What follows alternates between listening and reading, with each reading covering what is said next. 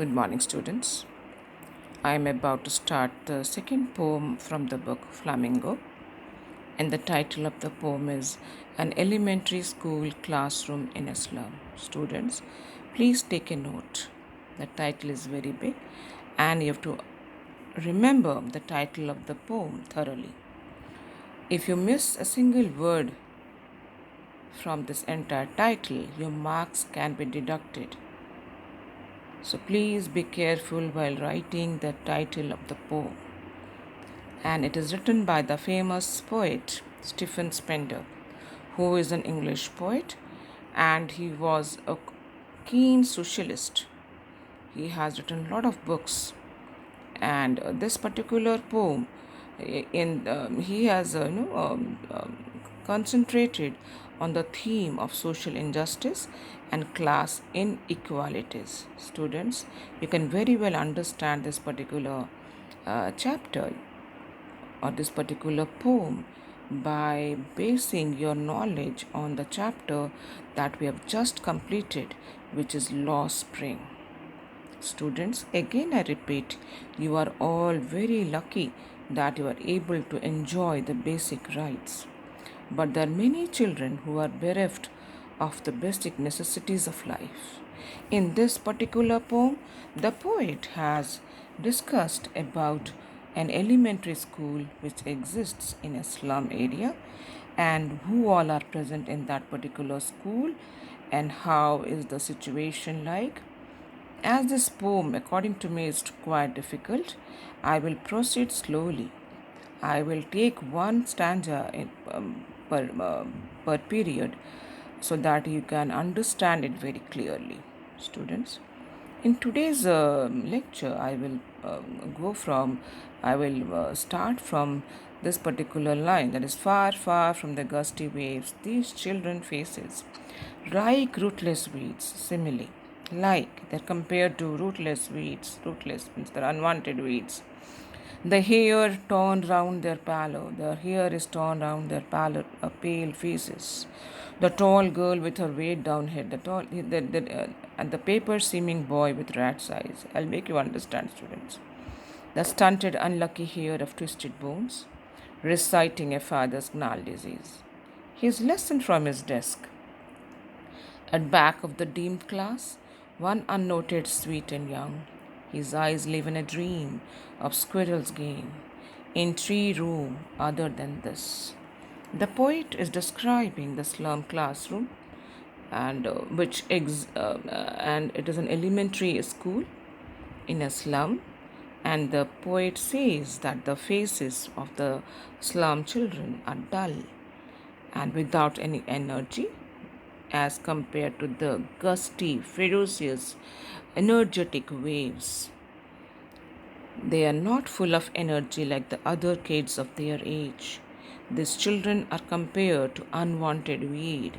Nobody likes them, just as a weed is unwanted in a rose bush.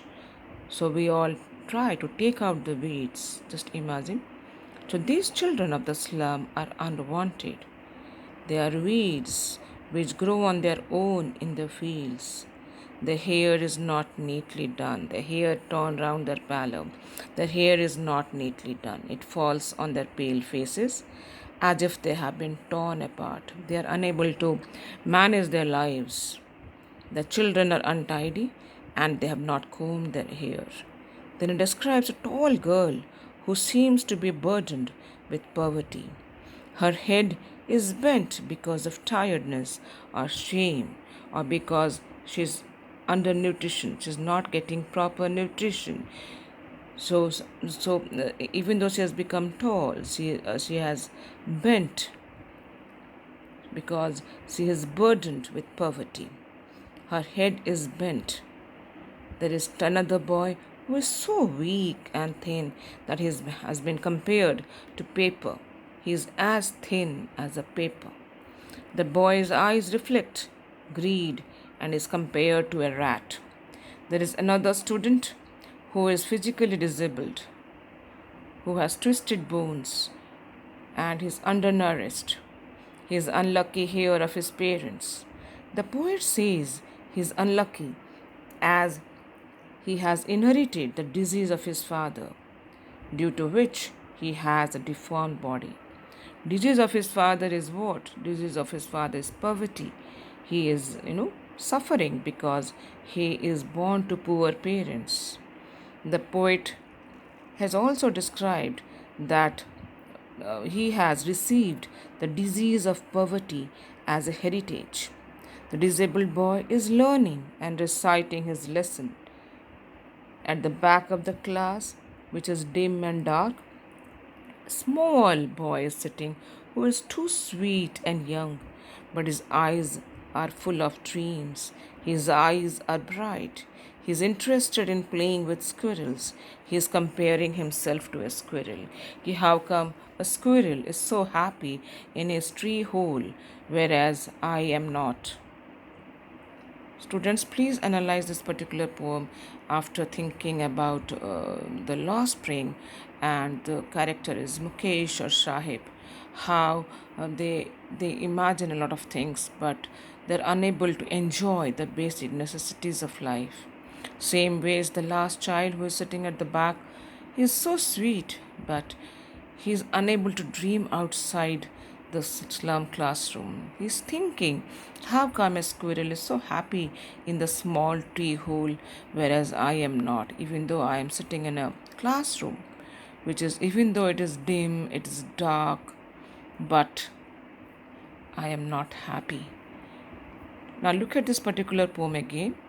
I hope I've made things clear to you, but I will repeat it again. Now look at the literary devices present here. Like rootless weeds, underline the line, it is a simile.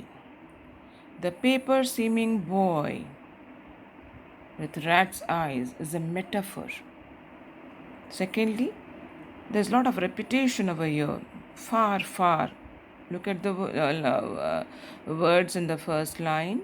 It's a repetition.